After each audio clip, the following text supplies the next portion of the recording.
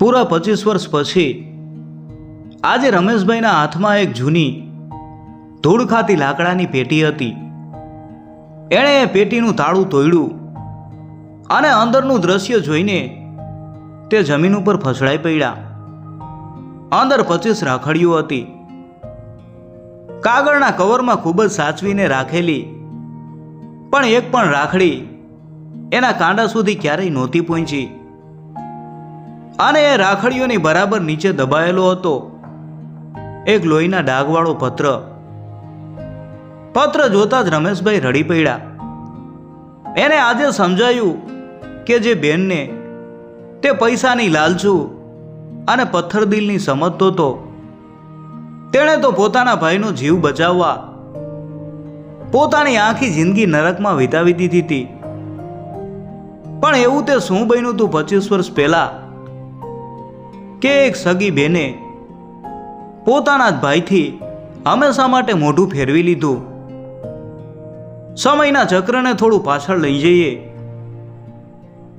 રમેશભાઈ અને એની મોટી બેન સરસ્વતીનો પ્રેમ આખા ગામમાં વખણાતો.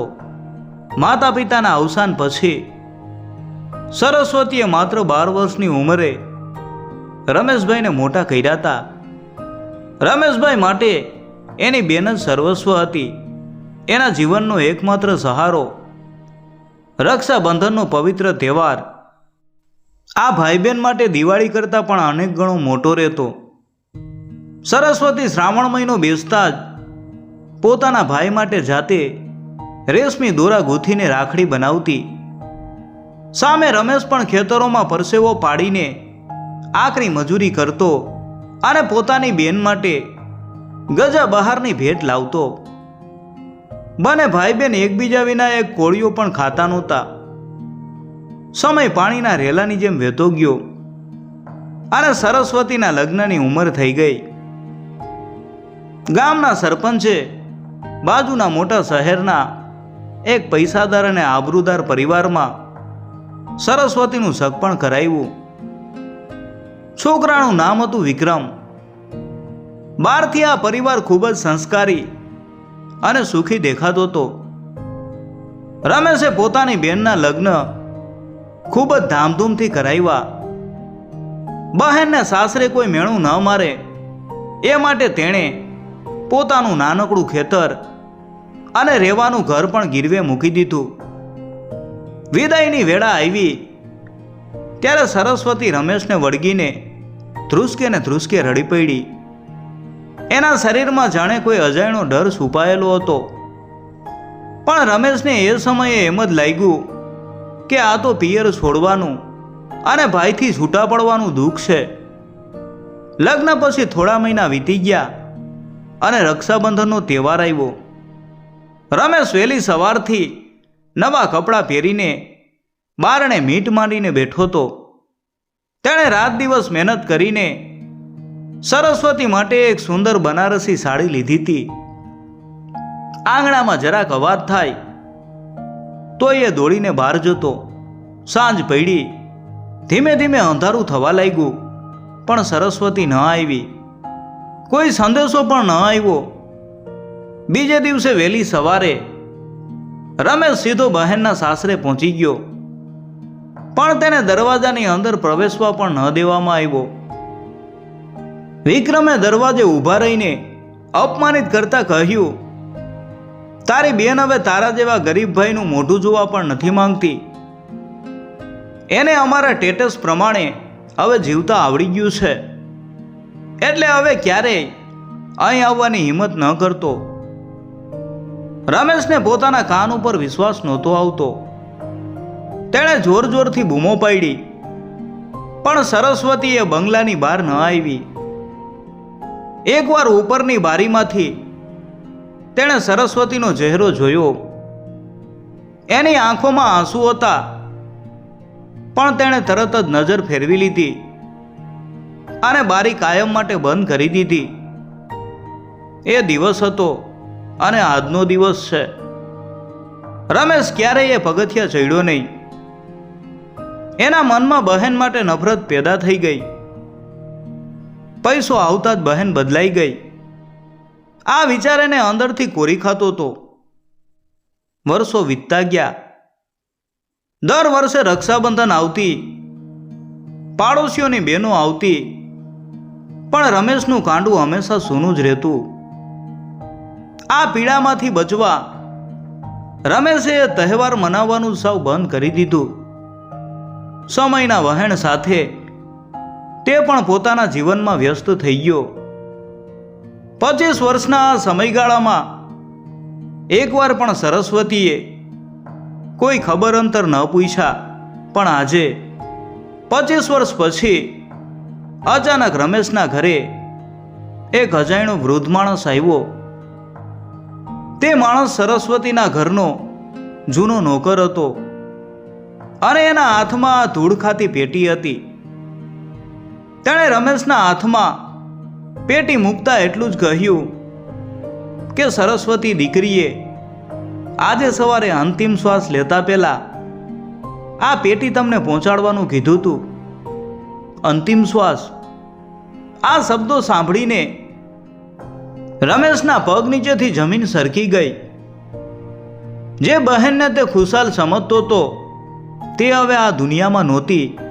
અને પછી જ્યારે તેણે પેટી ખોલીને એ પત્ર વાંચ્યો ત્યારે તેને સમજાયું કે આ 25 વર્ષ સુધી તેની બેન કેવા ભયાનક ષડયંત્રનો શિકાર બની ગઈ હતી.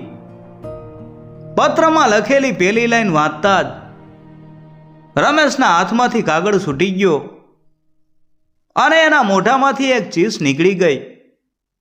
પત્ર ઉપર પડેલા લોહીના નિશાન સમય જતા કાળા પડી ગયા હતા, પણ તેમાં છુપાયેલી પીડા આજે પણ એકદમ તાજી જ હતી. રમેશે માન પોતાની હિંમત ભેગી કરીને ધ્રુજતા હાથે ફરીથી એ કાગળ ઉઠાવ્યો. અશ્રુભીની આંખે તે કાગળ વાંચવા લાગ્યો. મારા ભાઈ રમેશ, મને માફ કરી દેજે. હું બરાબર જાણું છું કે આ પત્ર તને મળશે ત્યારે હું આ દુનિયામાં નહીં હોઉં. ભાઈ, તને તો એમ જ હતું ને કે તારી બેન પૈસાના નશામાં અંધ થઈ ગઈ છે અને તેને પિયરની કોઈ પૈડી નથી. પણ સત્ય કંઈક બીજું જ છે. પત્રના એક એક શબ્દો રમેશના હૃદયમાં સોયની જેમ ભોંકાવા લાગ્યા. સરસ્વતીએ સ્પષ્ટ લખ્યું હતું કે વિક્રમ અને એનો પરિવાર બહારથી સમાજમાં જેટલો ઉજળો અને સંસ્કારી દેખાતો હતો, અંદરથી એટલો જ પાપી હતો. લગ્નના થોડા મહિનાઓ પછી એક રાત્રે સરસ્વતીએ વિક્રમનો અસલી ચહેરો જોઈ લીધો હતો. તે કોઈ ઇજ્જતદાર વેપારી નહીં, પણ ગેરકાયદેસર હથિયારો અને ડ્રગ્સનો કારોબાર કરતો એક ખતરનાક ગુનેગાર હતો.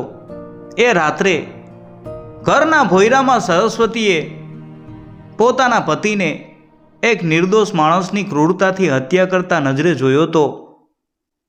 ડરથી થરથર કાંપતી સરસ્વતી જીવ બચાવવા ત્યાંથી ભાગવા ગઈ, પણ એના માણસોના હાથે પકડાઈ ગઈ. વિક્રમે તરત જ એના ગળા ઉપર ધારદાર ચપ્પુ રાખી દીધું, પણ તેને ત્યાં જ મારી નાખવાના બદલે એ રાક્ષસે એક રમત રમી. તેણે સરસ્વતીના વાળ પકડીને કહ્યું, જો તું આ ઘરની બહાર એક પગલું પણ મૂકવાની હિંમત કરીશ કે પોલીસને કાંઈ પણ કહીશ તો બીજા જ દિવસે તારા ભાઈ રમેશની લાશ તારા ખોળામાં ફેંકીશ. હું તારા ભાઈના ટુકડે ટુકડા કરીને રસ્તાના કૂતરાને ખવડાવી દઈશ અને કોઈને ખબર પણ નહીં પડે. પોતાના એકના એક ભાઈને જીવતો રાખવા માટે સરસ્વતીએ જીવતું નરક હસતા મોઢે સ્વીકારી લીધું. જ્યારે રક્ષાબંધનના દિવસે રમેશ તેને લેવા આવ્યો ત્યારે વિક્રમે તેને રૂમમાં પૂરી અને ધમકી આપી હતી કે જો તે ભાઈને મળવા નીચે ગઈ તો રમેશને બંગલાના કમ્પાઉન્ડમાં જ ગોળીએ દઈ દેવામાં આવશે. ઉપરની બારીમાંથી પોતાના ભાઈને અપમાનિત થઈને રડતા રડતા પાછો ફરતો જોઈને સરસ્વતી અંદરથી સાવ તૂટી ગઈ હતી. તેણે પોતાના ભાઈનો જીવ બચાવવા માટે જાણી જોઈને ભાઈની નફરત વોરી લીધી. પત્રમાં આગળ લખ્યું હતું કે ભાઈ, આ 25 વર્ષના સમયમાં એવો એક પણ દિવસ નથી ગયો જ્યારે આ રાક્ષસે મારા ઉપર અત્યાચાર ન કર્યો હોય. મને એક અંધારા ઓરડામાં આખી જિંદગી કેદીની જેમ ગોંધી રાખવામાં આવી.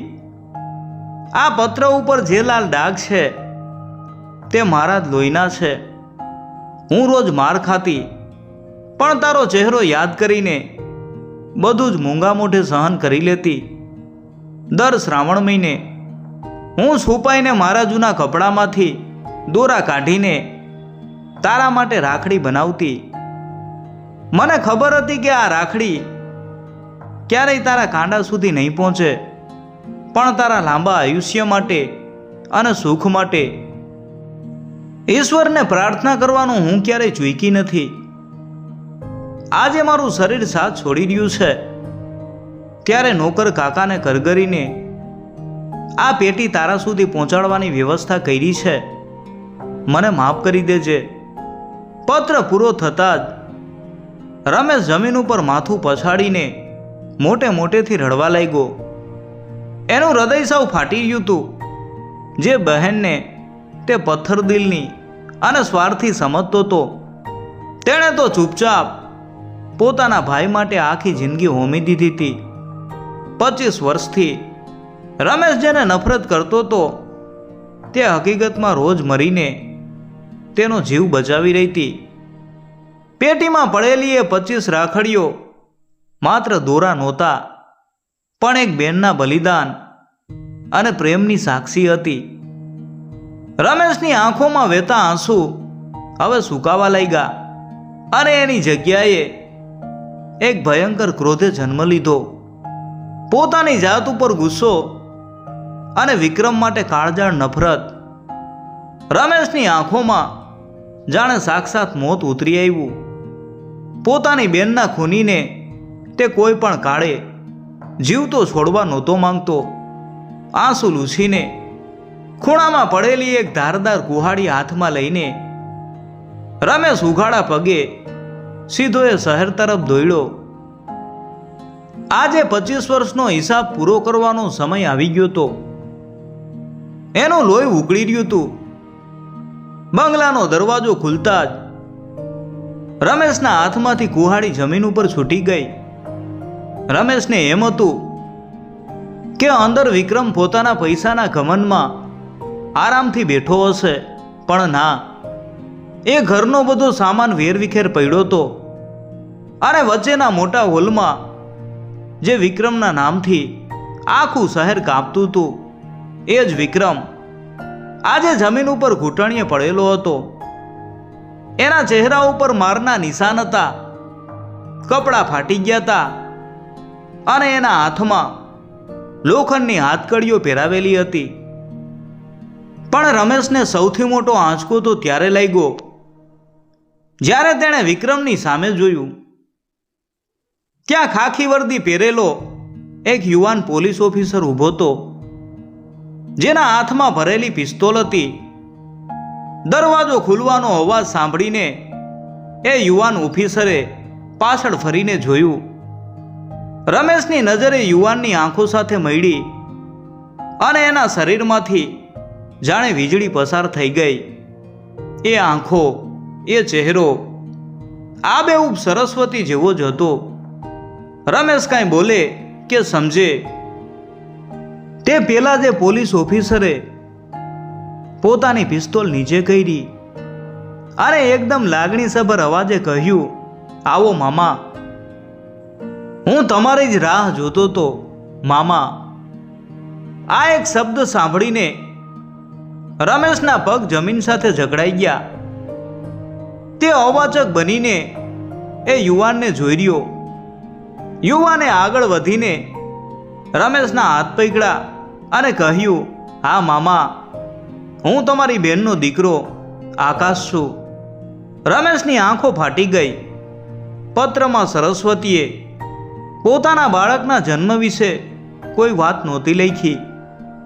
આકાશે ધીમા અવાજે આગળ જણાવ્યું, મારી માએ પોતાની આખી જિંદગી તમારો જીવ બચાવવા નહોતી આપી મામા. તેણે આ રાક્ષસના પાપોનો ઘડો કાયમ માટે ફોડવા મને છુપી રીતે મોટો કર્યો હતો. આકાશની વાત સાંભળીને રમેશને સમજાયું કે સરસ્વતી માત્ર એક લાચાર બેન નહોતી, પણ એક નીડર માતા પણ હતી. વિક્રમને દારૂ અને જુગારની ભયંકર લત હતી અને તે મોટા ભાગે પોતાના કારોબાર માટે મહિનાઓ સુધી ઘરની બહાર રહેતો. સરસ્વતીએ આ તકનો લાભ ઉઠાવ્યો. તેણે પેલા નોકર કાકાની મદદથી આકાશને છુપી રીતે હોસ્ટેલમાં ભણવા મૂક્યો. ત્યારબાદ વર્ષો સુધી માર સહન કરીને તેણે વિક્રમના કાળા કારોબારના, ડ્રગ્સની હેરાફેરીના અને ખૂન ખરાબાના તમામ પુરાવાઓ ધીમે ધીમે ભેગા કર્યા. આકાશને પોલીસ ઓફિસર બનાવવાનું સપનું સરસ્વતીનું જ હતું, જેથી એક દિવસ તે કાયદાની મદદથી આખી ગેંગનો સફાયો કરી શકે. ગઈકાલે રાત્રે મેં મારી સ્પેશિયલ ટીમ સાથે દરોડો પાડીને આના બધા અડાઓનો નાશ કરી દીધો છે. આકાશે વિક્રમ તરફ જોતા કહ્યું, પણ આ ખુશી જોવા માટે મારી માં જીવતી ન રહી મામા. આજે સવારે મને આ વર્દીમાં જોઈને જ એણે શાંતિથી મારી ગોદમાં આંખો મીચી લીધી. આટલું બોલતા બોલતા આકાશની આંખોમાંથી પણ આંસુ વહેવા લાગ્યા. એણે રમેશને જોરથી ગળે લગાવી લીધો. બંને મામો ભાણેજ એકબીજાને ભેટીને ખૂબ રેડ્યા. રમેશને આજે પોતાની બેન ઉપર ગર્વ થતો હતો, પણ આ મિલન બહુ લાંબો સમય ન ટક્યું.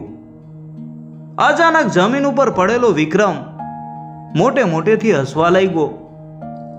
તેણે કહ્યું, તમને બંને ભિખારીઓને શું લાગે છે? તમે જીતી ગયા? અરે મૂર્ખાઓ, ખરી રમત તો મેં હવે શરૂ કરી છે. વિક્રમના આ શબ્દો પૂરા થતાં જ બંગલાની ચારે તરફથી કાચ તૂટવાના અવાજો આવવા લાગ્યા. અચાનક બંદૂકધારી ગુંડાઓએ બારીઓ અને દરવાજાઓ તોડીને આકાશ અને રમેશને ચારે બાજુથી ઘેરી લીધા. આકાશે ભલે પુરાવા ભેગા કર્યા હોય, પણ વિક્રમના માણસો હજુ ખતમ નહોતા થયા. આકાશે તરત જ પોતાની પિસ્તોલ સીધી કરી અને રમેશે પણ જમીન ઉપર પડેલી કુવાડી ફરીથી પોતાના હાથમાં ઉઠાવી લીધી. મોત હવે તેમની સામે સાક્ષાત ઊભું હતું. બંગલાના હોલમાં અચાનક મોતનું તાંડવ શરૂ થઈ ગયું. બંદૂકધારી ગુંડાઓએ ચારે તરફથી હુમલો કરી દીધો, પણ તેઓ એ નહોતા જાણતા કે આજે તેમની સામે માત્ર એક પોલીસ ઓફિસર નહીં, પણ એક ઘાયલ સિંહ અને એક ક્રોધે ભરાયેલો ભાઈ ઊભો હતો. આકાશ એક હોશિયાર અને ચપળ ઓફિસર હતો. તેણે આંખના પલકારામાં જ પોતાની પિસ્તોલમાંથી ઉપરા ઉપરી ગોળીઓ છોડવાનું શરૂ કર્યું. નિશાન એટલું અચૂક હતું કે આગળ આવતા પહેલા 4 ગુંડાઓ ત્યાં ઢળી પડ્યા. બીજી તરફ 25 વર્ષથી પોતાના હૃદયમાં જે જ્વાળામુખી દબાવીને રમેશ જીવી રહ્યો હતો, એ આજે ફાટી નીકળ્યો હતો. એની આંખોમાં બેનના લોહીનો હિસાબ લેવાની આગ હતી. એક ગુંડાએ પાછળથી આકાશ ઉપર છરો મારવાનો પ્રયાસ કર્યો, પણ રમેશે વીજળીની ઝડપે પોતાની ગુહાડી વીંજી અને એ ગુંડાના હાથમાંથી હથિયાર નીચે પાડી દીધું. રમેશની ઉંમર ભલે વધારે હતી, પણ એના કાંડામાં ખેતરમાં કરેલી મજૂરીની તાકાત હતી. આજે એ બળ એની બેનના હત્યારાઓ સામે રક્ષણ બનીને ઊભું હતું. હોલમાં અફરાતફરી મચી ગઈ. બરાબર એ જ સમયે વિક્રમે તકનો લાભ ઉઠાવીને જમીન ઉપર પડેલી એક બંદૂક તરફ છલાંગ લગાવી. એ નિશાન તાકીને આકાશને ગોળી મારવા જતો હતો કે રમેશે પોતાનો જીવ જોખમમાં મૂકીને વિક્રમ ઉપર કૂદકો માર્યો. બંને જમીન ઉપર પટકાયા. વિક્રમ કાંઈ સમજે એ પહેલા જ બહારથી પોલીસની સાયરનના મોટા અવાજો આવવા લાગ્યા. આકાશની બેકઅપ ટીમ બંગલાને ચારે બાજુથી ઘેરી ચૂકી હતી. થોડી જ ક્ષણોમાં પોલીસ જવાનો અંદર ઘૂસી આવ્યા અને બાકી બચેલા તમામ ગુંડાઓને ઘૂંટણીએ પાડી દીધા. રમેશે વિક્રમની છાતી ઉપર પગ મૂકીને એને જકડી રાખ્યો હતો. આકાશે આગળ વધીને વિક્રમના હાથમાંથી બંદૂક ખેંચી લીધી અને તેને કાયમ માટે જેલના સળિયા પાછળ ધકેલવા હાથકડી પહેરાવી દીધી. કાયદાની અને એક માતાના બલિદાનની આજે પૂરી જીત થઈ ગઈ હતી. વિક્રમનો કાળો કારોબાર અને એનો ઘમંડ આજે રાખ થઈ ગયા હતા. માહોલ શાંત પડ્યા પછી આકાશ રમેશનો હાથ પકડીને બંગલાના ઉપરના માળે આવેલા એક અંધારા ઓરડા તરફ લઈ ગયો. આ એ જ જેલ હતી જ્યાં સરસ્વતીએ પોતાના જીવનના અમૂલ્ય વર્ષો હોમી દીધા હતા. ઓરડાનો દરવાજો ખુલતા જ રમેશની આંખમાંથી આંસુ વહેવા લાગ્યા. સામે એક ખાટલા ઉપર સફેદ ચાદર ઓઢીને સરસ્વતી શાંતિથી સૂતી હતી. 25 વર્ષ પછી રમેશ પોતાની બેનને જોઈ રહ્યો હતો, પણ હવે તે ક્યારેય દોડીને એને ભાઈ કહીને બોલાવવાની નહોતી. એના ચહેરા ઉપર અત્યાચારના નિશાન સ્પષ્ટ દેખાતા હતા, છતાં એ નિર્જીવ ચહેરા ઉપર એક શાંતિ અને સંતોષ હતો. પોતાના દીકરાને આ પાપનો અંત કરતા જોવાનું અને ભાઈને સુરક્ષિત જોવાનું એનું લક્ષ્ય પૂરું થઈ ગયું હતું. રમેશ ધીમેથી બહેનના મૃતદેહ પાસે બેઠો અને એના માથા ઉપર પ્રેમથી હાથ ફેરવો. એ નાના બાળકની જેમ ધ્રુસકે ને ધ્રુસકે રડી પડ્યો. પોતાના મનમાં બહેન માટે વર્ષો સુધી પાળેલી નફરત ઉપર એને ખૂબ પસ્તાવો થઈ રહ્યો હતો. પછી તેણે પોતાના ખિસ્સામાંથી પેલી લાકડાની પેટીમાંથી કાઢેલી એક રાખડી બહાર કાઢી. આ એ જ રાખડી હતી જે સરસ્વતીએ પોતાના ફાટેલા કપડાના દોરામાંથી બનાવી હતી. રમેશે ભીની આંખે આકાશ તરફ જોયું અને ધ્રુજતા અવાજે કહ્યું કે બેટા, 25 વર્ષથી મારી બેને મારા માટે જે પ્રેમ સાચવી રાખ્યો હતો તે આજે તું મને બાંધી દે. આકાશે રડતા રડતા એ દોરો પોતાના મામાના કાંડે બાંધ્યો. એ માત્ર એક રાખડી નહોતી, પણ એક બેને પોતાના ભાઈ માટે આપેલા બલિદાન અને પ્રેમની નિશાની હતી.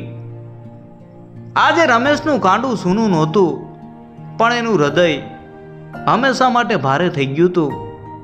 રક્ષાબંધનનો આ તહેવાર આજે એક નવા અર્થ સાથે જ પૂરો થયો હતો, જેમાં ભાઈએ બેનની રક્ષા નહોતી કરી, પણ એક બેને પોતાનું સર્વસ્વ લૂંટાવીને પોતાના ભાઈને જીવન આપ્યું હતું. મિત્રો, જો આ વાર્તા તમને ગમી હોય તો વિડીયોને લાઈક કરજો અને કોમેન્ટમાં જય માતાજી લખવાનું ભૂલતા નહીં.